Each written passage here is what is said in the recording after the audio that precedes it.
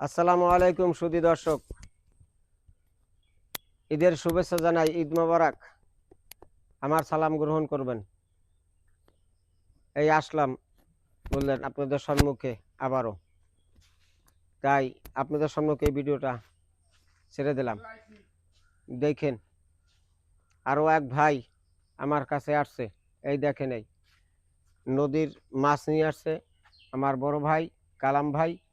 এই নদীর মাছ আপনারা, তাজা মাছের স্বাদ ভাই অন্যরকমই আলাদা। সেই টেস্ট। ঈদের দিনে কোরবানি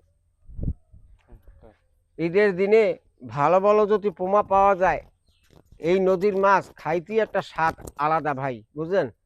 তবে আপনারা বেশি বেশি করিয়া আমাদের এই নদীর মাছগুলো খাবেন। এদের এতে স্বাদ আছে।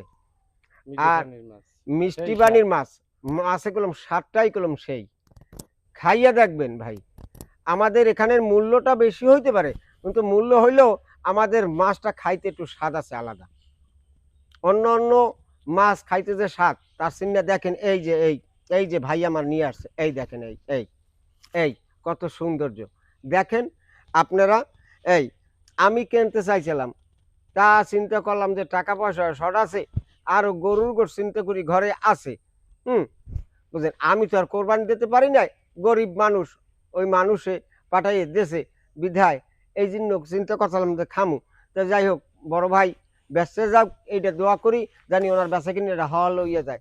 আল্লাহ হাফেজ, ভালো থাকবেন। আর আমার কালামবার দিনে দোয়া করবেন, আপনাকে তো সম্মুখে জানি আবারও আসতে পারি। এই রেখে প্রত্যাখ্যান করি। আসসালামু আলাইকুম।